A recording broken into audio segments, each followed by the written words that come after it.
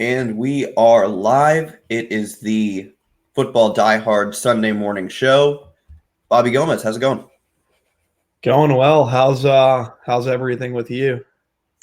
It's not bad. Hanging in there. We got a pretty interesting slate. A lot of low scores, a lot of very obvious spots as well. So I think it'll be interesting to see how ownership plays out in this one. So let's get into it.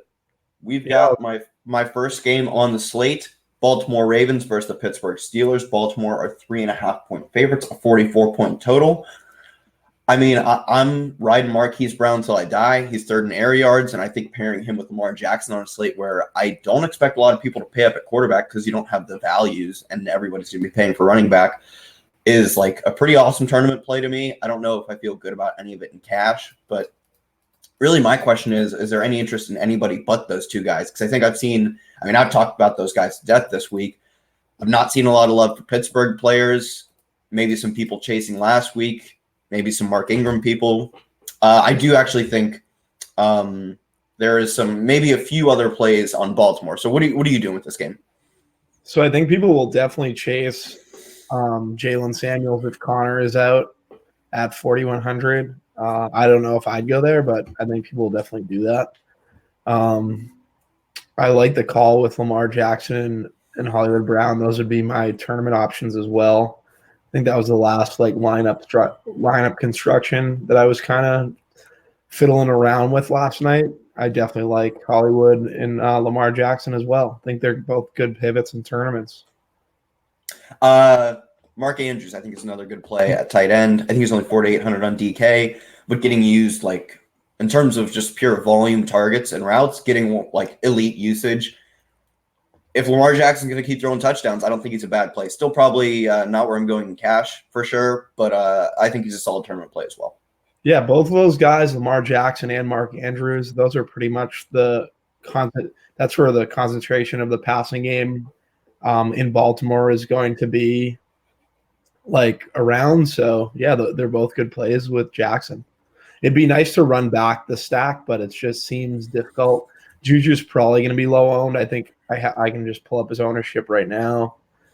He's pretty low. I don't even see it. He's around 6%, 7%. He's 3% Juju. So Juju would be the guy to run it back with, but I don't really want to run it back in a low total game. It'd probably just be a single stack for me, not a 3-man. So that's pretty much how I see it. Yeah, he's so I truly believe he is so good, and he's just not getting the volume. It's very hard to confidently run him back. So it's yeah. Is he good though, or did it have a lot to do with Antonio? That sounds like a load of nonsense. Age-adjusted production is the greatest indicator of NFL success, and he's got it in spades. I don't know what that even means. Putting up fantasy points or just yardage and touchdowns at a young age is highly predictive of doing that for the rest of your career. And he did it when he was he's 12 or something. No, I think he was 20. No, he's the youngest player in the league. Yeah, but yeah. I just think with AB there, it made it a lot easier. He was complaining about double teams week 1. What did you think was going to happen? It'll be harder for him. And also, it's been harder for him. He's been irrelevant. Hopefully it turns around. Hopefully, but I'm not betting on it being this week. Let's move on to Jacksonville, Carolina. I really have 2 plays I'm interested in this game. Carolina's a 3-point favorite at a 40-point total. Total's moved down a point. I'm interested, every week you have to be interested in Christian McCaffrey until he hits easily over 9K on DK and I don't know, over 10K on FanDuel or whatever. I'm still interested in this week because he's getting used their wide receiver 1. And then I think Fournette is just mispriced. He's getting tons of volume, and we finally saw it hit last week.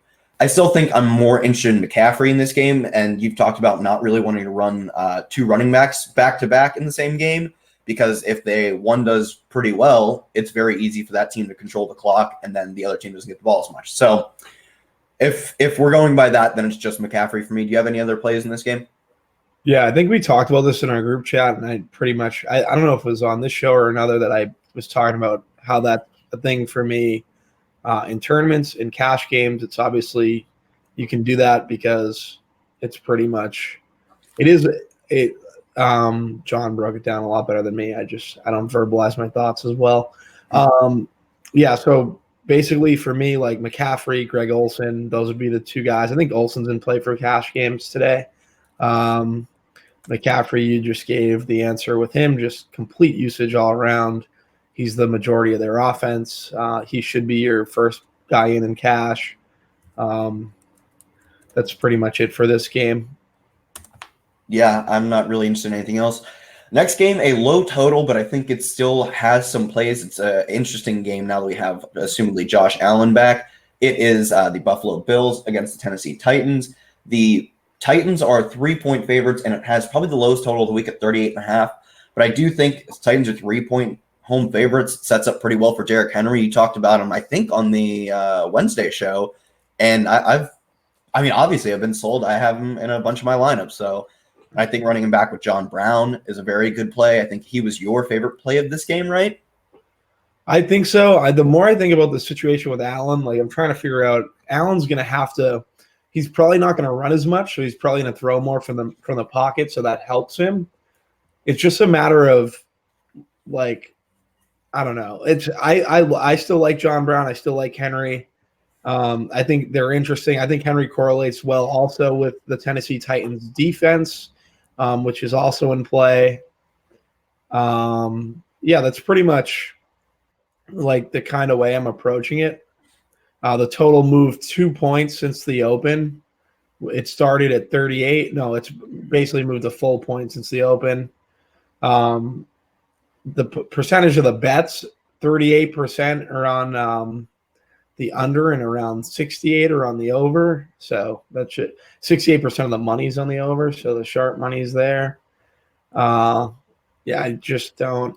It would be John Brown and Derrick Henry for me. I think they're good plays. I'm not as in love with it as I was earlier in the week due to some news that came through. All right, yeah, and I would say I would not venture very far away from those three plays: Tennessee defense, Derrick Henry, and John Brown really at all. I have no interest in trying to chase the Corey Davis, A.J. Brown points. What are your thoughts on Allen?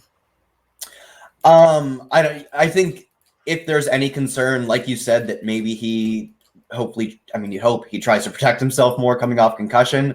That basically takes away what I love about playing Josh Allen, so I probably wouldn't be playing him. Yeah.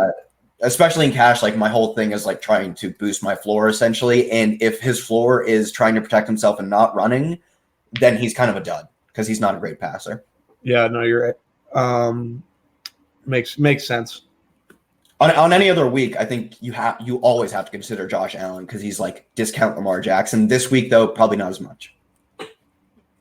All right, let's hop into our next game. A game that I have a few of my favorite plays of the entire slate on. Chicago is going to face Oakland, but they are 6-point favorites, 40.5-point total right now. It's gone down a point since it opened.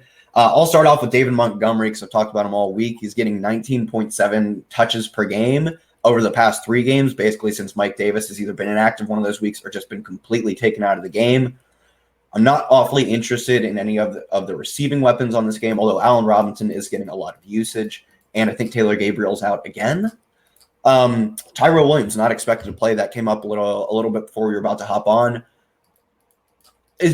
How much credence do you lend to the fact that Chicago will now be able to focus in on Darren Waller? But like my counter argument was like he's going to see 90% of the team's targets or something hilarious, like not literally 90, but like 40 to 50% is in the range of outcomes because I want to say he's seeing like 25 to 30 right now. So how do you weigh the narrative that the defense we would do like focus on him more versus the fact that he's going to get that sweet volume? Yeah, I like Waller. It's kind of like trying to figure out if that's going to be an issue. It will be something, but if the Bears go up early, they'll probably likely be in like prevent later on in the game, so they'll definitely still see usage and target. Mm-hmm. So I like Waller. I think he's in play for both cash and tournaments. You got me on Montgomery. I think it's really interesting. A lot of his usage is just going to be pretty significant in this game, and he's ready for a breakout game. This could be it. Javon Wims is another guy who played with Chase Daniels last 2 preseasons. Chase targets him a good amount. I really like him. I think he's in play for cash games. I don't know if he'd be my first guy in. Auden Tate's obviously the guy that I'd be using in that situation. And then Allen Robinson for the air yards. Think he's a great play. He has some positive touchdown regression coming. So it shouldn't be positive regression. It should be progression. Never mind. But anyways, just one. Yeah, and then on top of that, I think Tariq Cohen's a great play, tournament play as well. Yeah, I think that covers just about everything. I agreed. I don't think my build's going to allow it, but Darren Waller, I would strongly consider him in cash. And if I'm not getting him in cash lineups, I want to be heavily exposed to him in tournaments. Heavily? Yeah. He is still one of the if not the top 3 expected points to salary ratio. Like, he's well underpriced for what the volume he's getting is. I know, but there's just so much. There's not a ton of tight ends. I feel like more tight ends on the higher end though. Like I feel like Mark Andrews being right next to him in price with his like usage that's so dominant. Like I'd rather just go to Andrews, and he like stacks up well. I don't know. Waller is a good play. There's another tight end that I really like. So that's fine. All right. Yeah. All right. Yeah, and I think are Javon Wims and Auden Tate the exact same price? Yeah, they're the exact same. I still think Auden Tate's a better play, but like if Schefter tweets, "Oops, Auden Tate twists his ankle," there's the mass swap for you. Yeah, to be honest, like Javon Wims isn't the worst play and pivot in tournaments off Tate. Yeah, sure. I get the idea of pivoting in tournaments, especially the exact same. If you're playing 100-man, for example, and you want to be different, but you want to play like a cash lineup, pivoting from like Tate to Wims isn't like egregious, and it's a significant discount in ownership.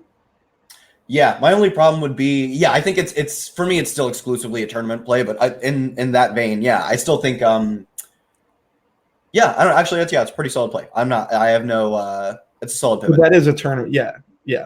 Okay. No, I can't argue against it being a good tournament pivot. All right, let's move into the next game. We have Tampa Bay facing New Orleans in the Coors Field of football. They are 3-point dogs, 45.5-point totals. Totals dropped 2 points since it opened. I still think there are some pretty solid plays. Well, like my jumping off point is how do you attack Tampa Bay wide receivers? Last week, obviously, Chris Godwin popped off. Mike Evans still had himself a good game. Do you chase the Chris Godwin points because he's like definitively better, or do you chase the volume and probably I don't know about lower ownership, but at least it was price point like lower ownership versus Mike Evans. So I'm definitely not chasing Mike Evans' performances in the Superdome because they've been dreadful, and I've been on him pretty much every time. So I'm going to go the Godwin route if I was stacking up this game, and Godwin and Kamara would make the most sense. They're very strong plays, especially at ownership levels that we haven't seen for Alvin Kamara. Godwin should still be like around like 12%. No, he's 9%. Kamara is, I just want to check. Kamara was projected low early in the week, and if nothing is drastically changed, I will be heavily on. Yeah, I just think getting a dude with his name, like I might have just scrolled past him, but he's probably pretty low just with all the other running backs in that range. I think they're a good stack, like game stack, Kamara and Godwin. What are your thoughts? Yeah, I think getting Kamara at the ownership he's projected to be at is like you almost just have to. Right now he's under 10%. Yeah, I don't have many builds because I don't know. I feel like there's better routes, but no, I think it's simply like a leverage play on the other high end running back ownership. I don't think he's one of the best like pure running back plays. His implied team total isn't ludicrously high. Some of the other running backs have similar, if not better. It's just purely if everyone's paying up for Dalvin Cook, Zeke, etc. He's a good play, but I do agree. Like I'd never even considered him in cash. I think Michael Thomas is a much better play in cash. Still seeing immense volume, and when they say Teddy Bridgewater's ADOT is getting lower, so like they're running a more conservative offense, that very well fits into the build that Michael Thomas wants to play. These shallow slot routes. So I think at 6,600, he's like very cash viable. He'll probably be pretty chalky in tournaments. So maybe that's also part of what Alvin Kamara leverage is off Michael Thomas. He's very cash viable, yes, but I can't play him in cash. Why? Because I don't trust the bridge. Like, I can't do that. I'd like to. I just can't. I'd rather find my way up to Keenan Allen. Just makes a lot more sense. That is like been the big question all week for me it's basically like, do I pay down at defense and pay up for Keenan Allen a little bit, or do I go for Michael Thomas? I don't know. Both are very valuable. Saints D is a very good play as well.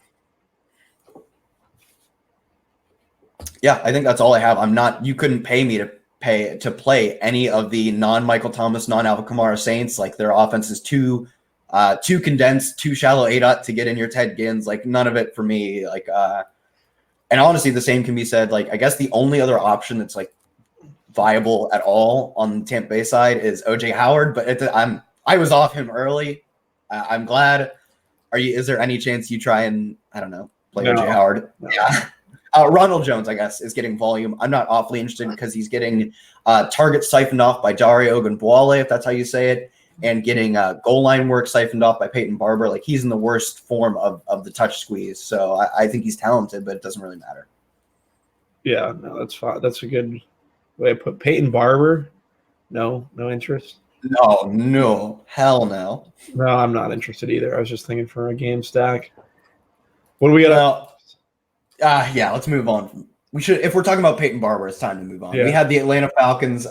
This total finally moved up. The Atlanta Falcons facing Houston Texans. Texans are at home, 4-point favorites. 50-point total came up from 49. I'm surprised it didn't come up earlier in the week. Yeah, I mean, like, all the dudes are in play. I think Calvin Ridley's a bit questionable for me as far as his volume has been very up and down. He's got like 10, 1, and 6 targets in his past 3 games. I don't know if I want to chase that, but I mean, maybe that's what makes it the ultimate tournament play. Julio Jones, DeAndre Hopkins are both going to be very highly owned. And I think just the way to get differentiated lineups with them in is to like easily heavily stack this game. Like, a lot of people are going to be stacking Deshaun Watson and DeAndre Hopkins. Not a lot of people are going to have like Watson, Hopkins, Ridley, and Devonta Freeman, or whatever like weird stack you want to come up with. So that's sort of and it's been a Millie Maker winning like strategy too. It's just like going ham on one game. So I guess what are your favorite plays from this game? I think Devonta Freeman might actually be a play that I really like in this game. He hasn't really he's a lot of people are going to shy away. He'll probably be a way to differentiate yourself, and he's leverage off of the big name receivers, and you can also stack him up with the big name receivers. Like Calvin Ridley, I think that's going to turn around. I don't know if I'd chase it this week. I don't know if I'm playing enough lineups, but yeah, I like Calvin Ridley. Will Fuller is going to be a play in cash games at 4,500 that a lot of people are going to go to, even though it usually would be a play that would probably be too thin for cash. But with Kenny Stills questionable and likely out, Fuller should be there. It's going to be very, very like gut wrenching to see Fuller kind of make his way to value in cash.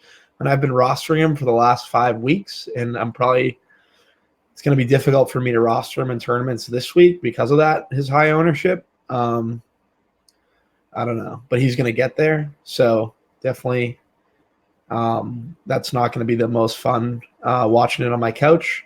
D-Hop and Julio, I'd probably go D-Hop. He'd be my favorite, and Matt Ryan's and Deshaun Watson are both like the two that you're going to be trying to decide between in cash games, I would imagine, along with Carson Wentz.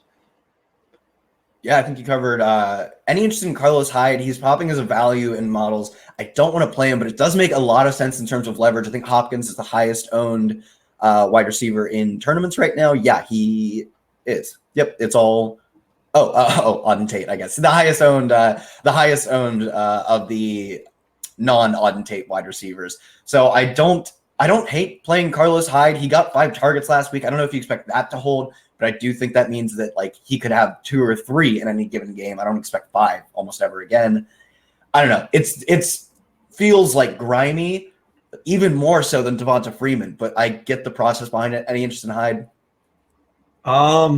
No. He's only 40. Duke Johnson, and I think Freeman's the sneaky good play in this game. The Texans are giving up a lot of receptions to running backs. That stat's obviously skewed.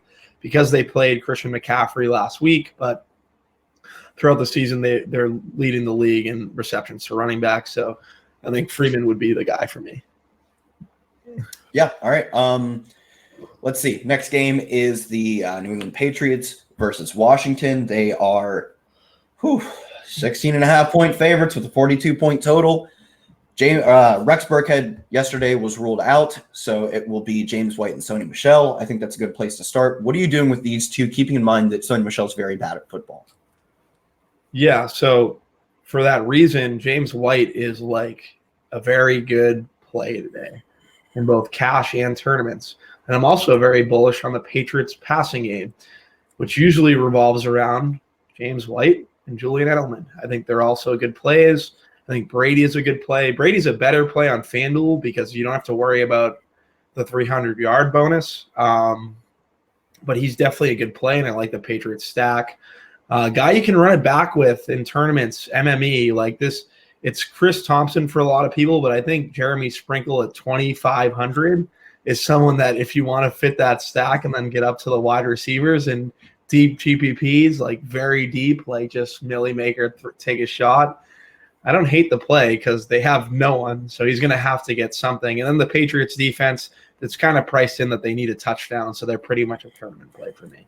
And you can talk about Sprinkle because I know you actually where you found him is probably more where we'd roster him. It's your play, so we're not. It's not like a great like. I don't know. It's a good play in Showdown, but yeah, you've gone too far. But I mean, I get the idea that like he could lead, like he could. I don't know about lead the team in targets, but be up there on a team that's like supposed to be so incredibly like game script positive for their receivers and I guess tight ends as well. Vernon Davis. I think tight ends too. Just something to keep in mind. Vernon Davis. I don't know if he's officially ruled out, but he's not going to play with a concussion. Jordan Reed also not playing with concussion. He suffered in preseason. They're down to basically two tight ends. Jeremy Sprinkle will be the starter for them. He's only 200 on Showdown slate. One of the 1 p.m. Showdown slates is where I originally found him. So I think if you're looking to play him, I don't know why you like actively seek playing him, but if you want to, he's like a stone cold lock on the Showdown slate. That's the 1 p.m. New England one. I get the idea behind playing him and like. So he'd be great to play if. And CSU Ram talked about this on his pod. Like DraftKings needs to make it when guys aren't worth like they have that floor at like 2,500. They should go lower because then he's more viable to play. Like if he was like 1,500, it'd be a lot easier to play him in this situation and make a lot of different things work. But it is what it is. I don't know. I wanted to stack up this game. I was looking for ways to run it back, and I didn't love running it back with Chris Thompson. Yeah, that is one way to do it. I agree, though. I'm playing James White pretty much cash viable. Like Rex Burkhead has been getting slightly more run as a running back. He's got 24 carries, but he's got 18 targets. Those targets are in no way like what's that 18? That's like probably 4.5 per game. Yeah, that's what the math works out to be. 4.5 per game. Those targets are entirely going to James White. Like Sony Michel is not catching a football the rest of the season potentially because he's awful at it. So like, yeah, he has slightly more carries in raw numbers, but carries aren't worth nearly as much as targets are. So yeah, it's like clearly this is more of a benefit to James White than it is Sony Michel, I think. Yeah, you're pretty much banking on 2 TDs for Michel if you want to make value because of his like the lack of volume in the passing game, which he could get in this game. It is like a 13-point spread. I think that I'm definitely more bullish on the Patriots passing attack. Philip Dorsett's another guy I love. People will be in on Josh Gordon. I think the way to go is James White and Julian Edelman, though.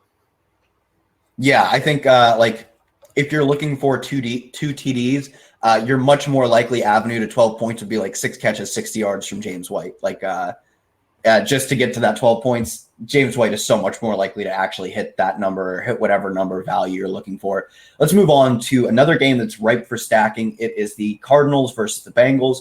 Bengals are 3-point home favorites, 46.5-point total. Name dropped him earlier. Auden Tate, pretty much a lock in cash. He was getting, I want to say, 12 or 14 targets over his past 2 games. That was with John Ross playing. Now with John Ross out, he steps in as the team's number 2.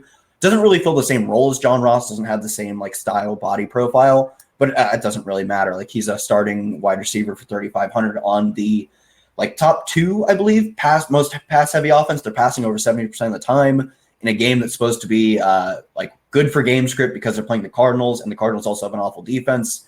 Like, you just lock in on take your cash games and move on. Take us off from there. Where else would you be going in this game?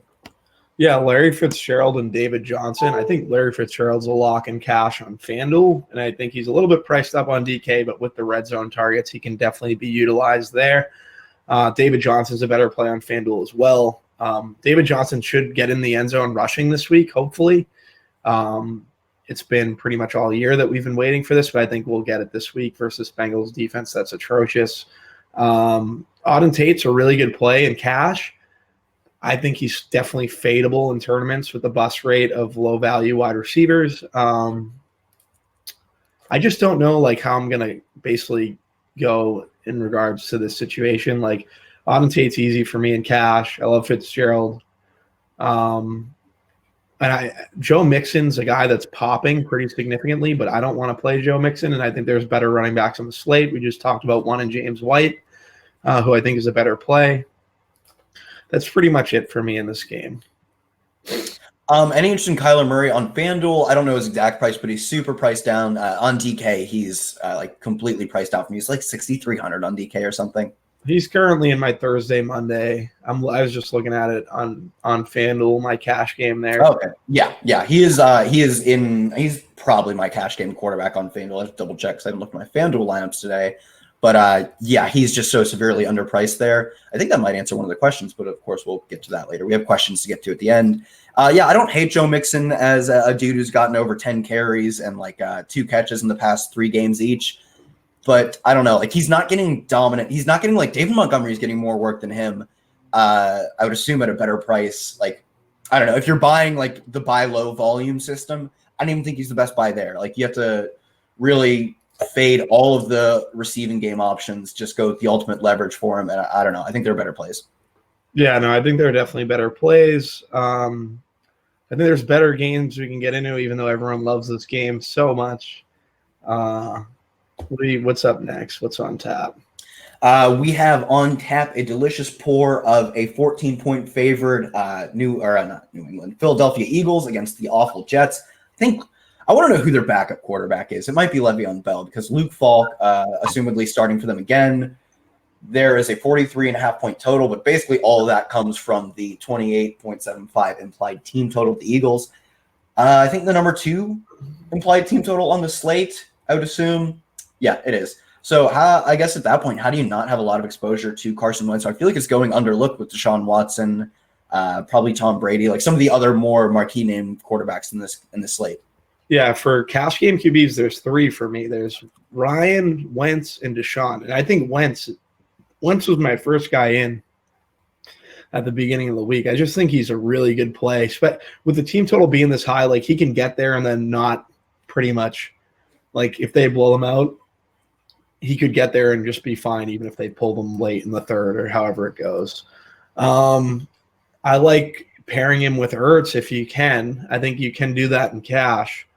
It's definitely possible to do it. I've seen the build, but it's not like the way I'm going to go now. That would be pretty much it. I love Miles Sanders and Eagles D correlation in tournaments. I think everyone will kind of stay off Sanders because of Jordan Howard's most previous game versus Green Bay.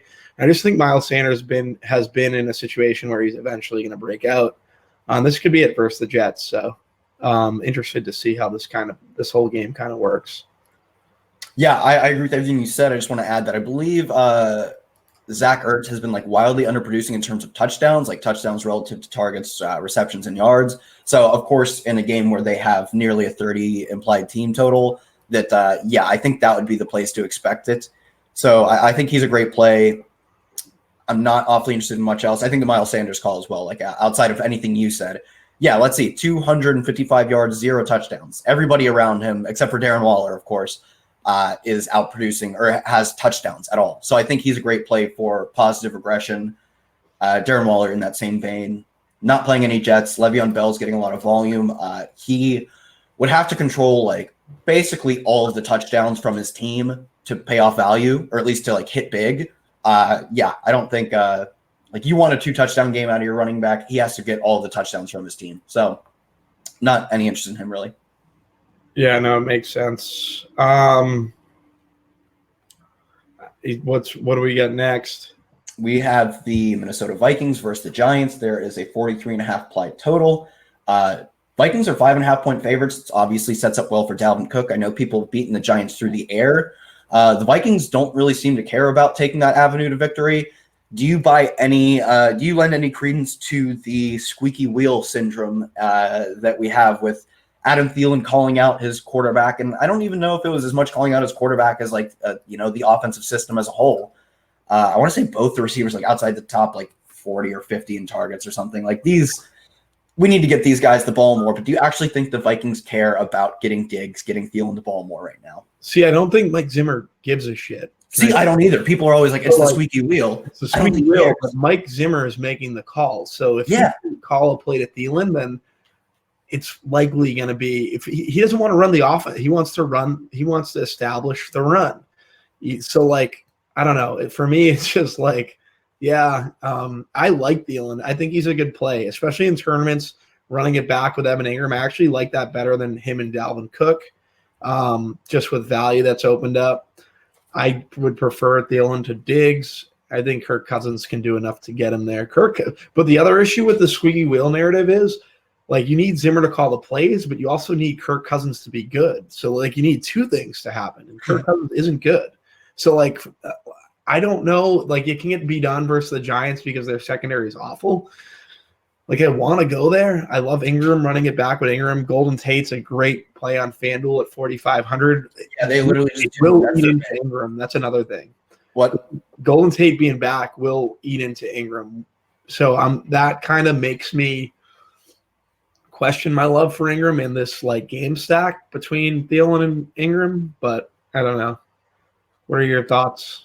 Yeah, no, I agree that I think that's everyone is touting the squeaky wheel narrative for a lot of Adam Thielen, but a lot now for Stephon Diggs too. I wouldn't buy it on my life for Stephon Diggs, whereas at least Adam Thielen has nearly 300 air yards. It's not great, but he is getting some volume.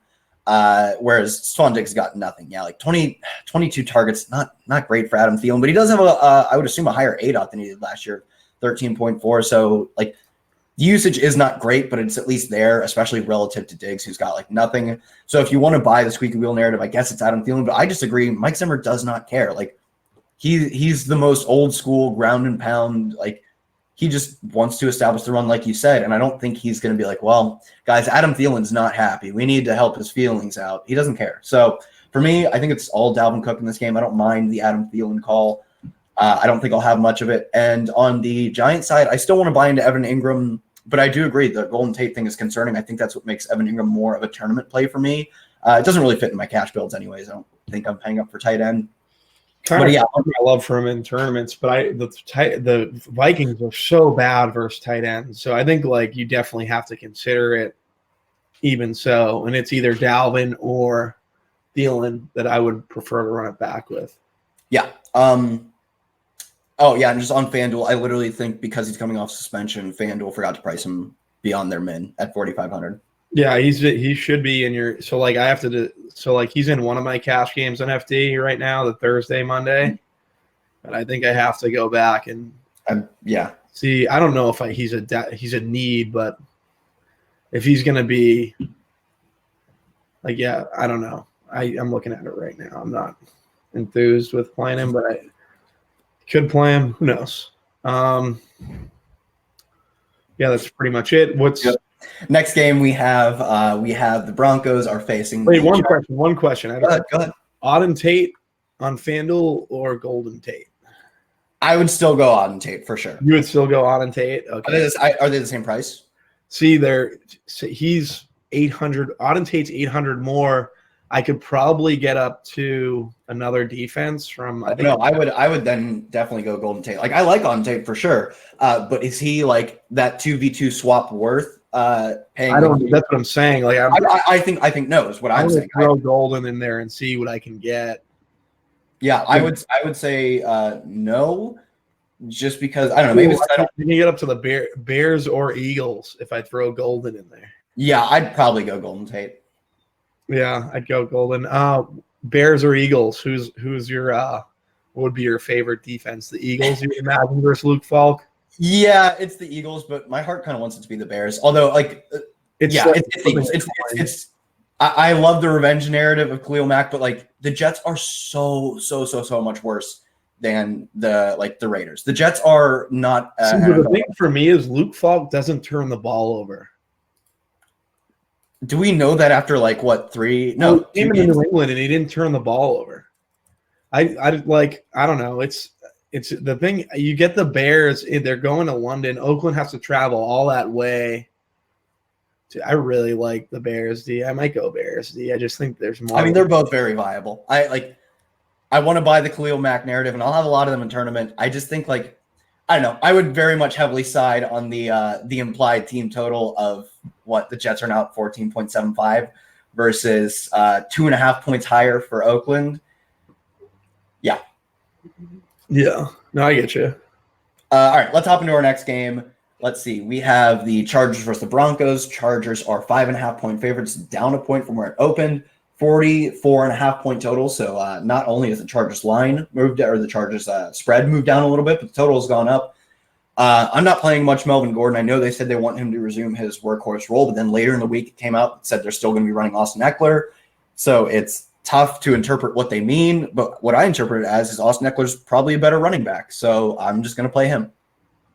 Yeah, he is a better running back. So you interpret it correctly. I don't know why that the Chargers are like even – I guess Melvin Gordon, like it would be a 60-40 split for me with Eckler being the 60 guy and Melvin being the 40.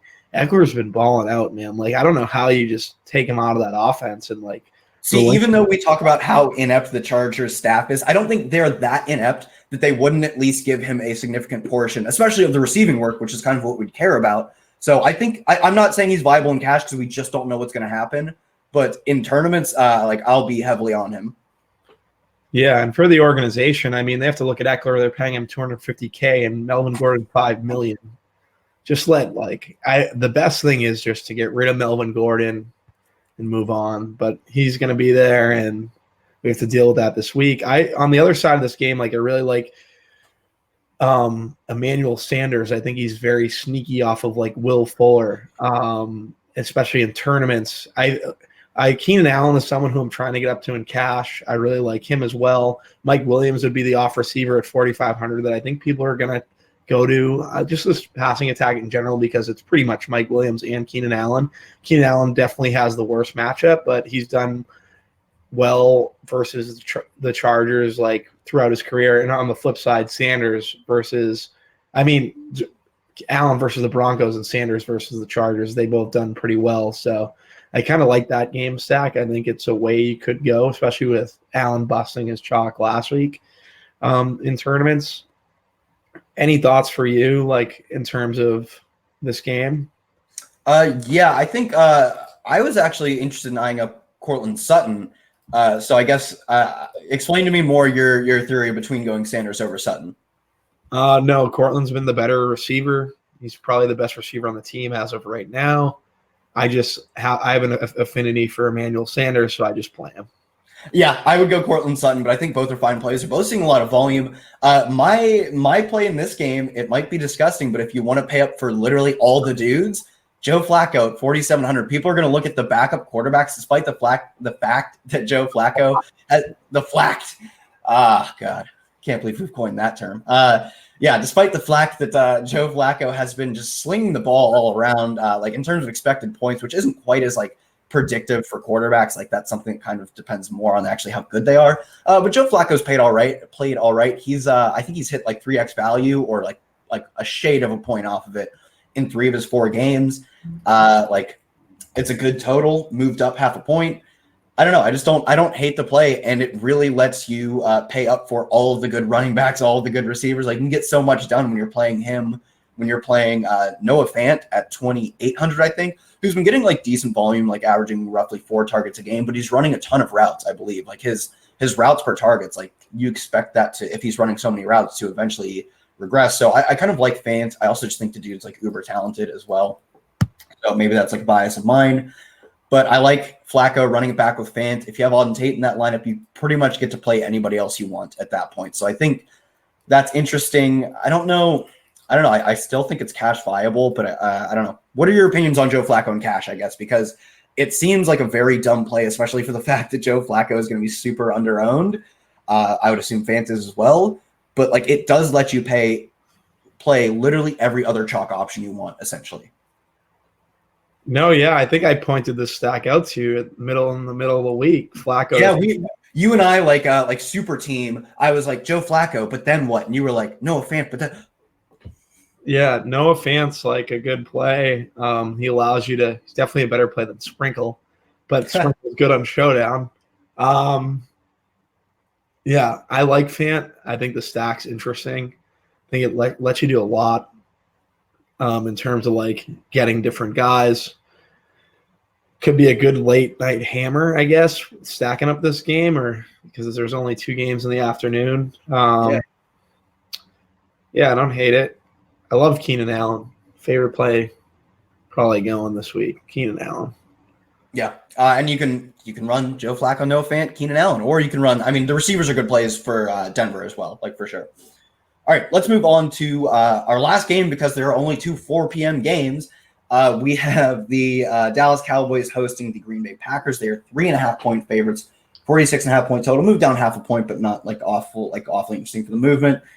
Julian Edelman will play. I honestly didn't even know he wasn't going to play. So yeah, he was still questionable last night, but I think it was people were pretty much on the fact that he was playing.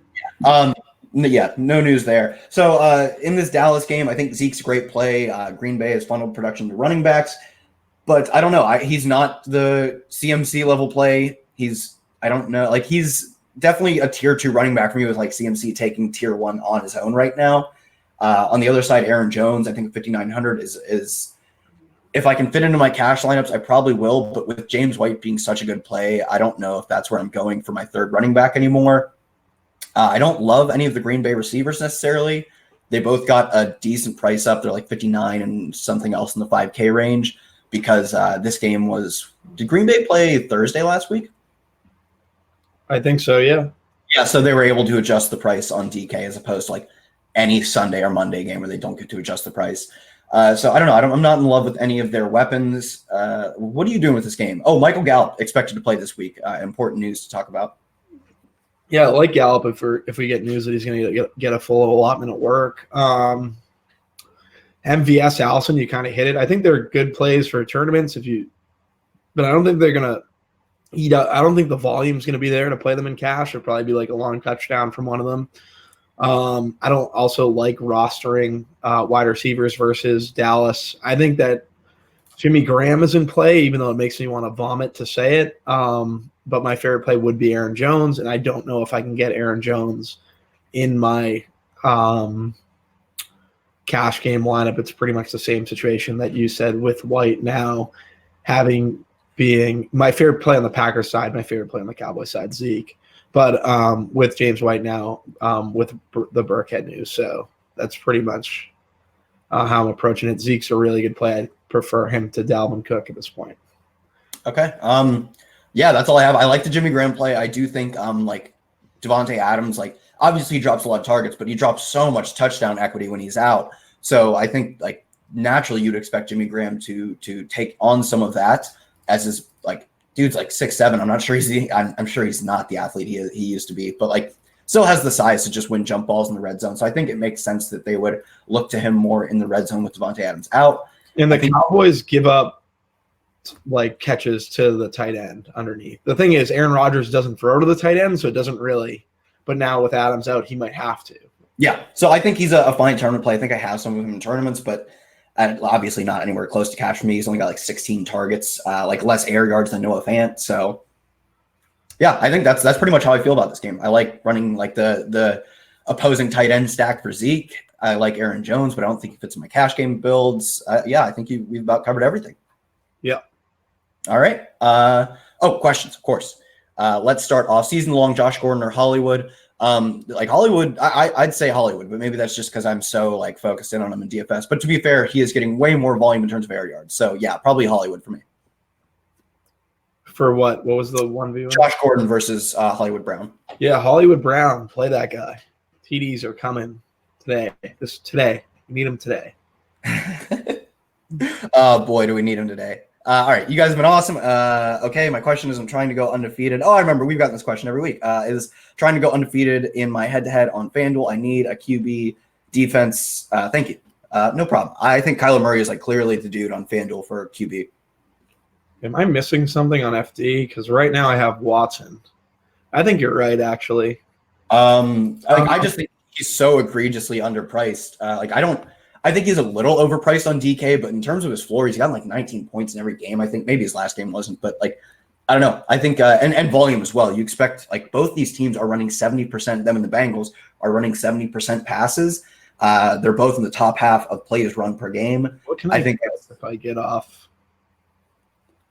Yeah, I think it's clearly for me, Kyler Murray. That wasn't like a huge question. Like I get playing, like I think Carson Wentz, I'd have to check prices. I think Murray I have him on the early. I don't have him on the. There you go.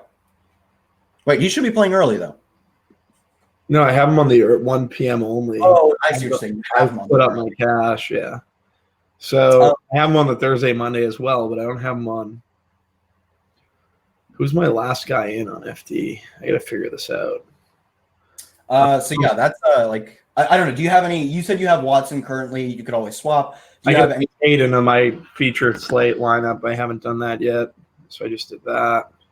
I don't know if we're supposed to build lineups on here, but I feel like as long as we don't read off the entire lineup. Yeah. Also, it's you have to, I think Emil was saying you have to like make an account on Crowdcast to get in here, so we're kind of in a little secret shell. Okay, they don't do it on Twitter. Adam Thielen or Allen Robinson? Tyler Boyd is also there. I really like to play Adels. Allen Robinson or Thielen, Allen Robinson or Edelman? Edelman for sure. Yeah.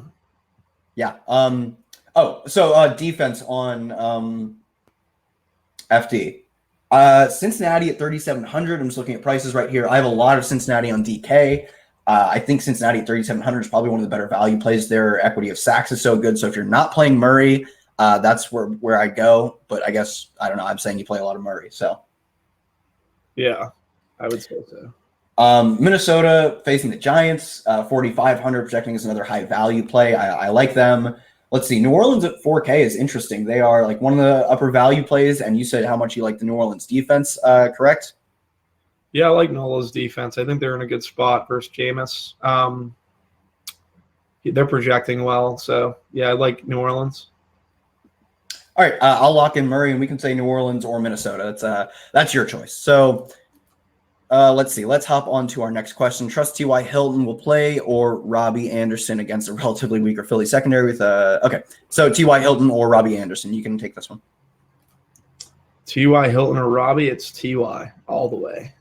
Yeah, T.Y. Hilton's been smashing this season. I've been doubting this offense, but you cannot set up a better game script against an awful team. Like it's perfect. So yeah, T.Y. Hilton. All right, is Chase a good QB? Chase a good cash QB? Any other cheap cash QBs? Joe Flacco. I think Chase is the 4,600 quarterback. Joe Flacco for 100 more. Find a way to squeeze that 100 out and play Joe Flacco over Chase Daniel for sure. Yeah, definitely. I wouldn't play either in cash though if I didn't have to.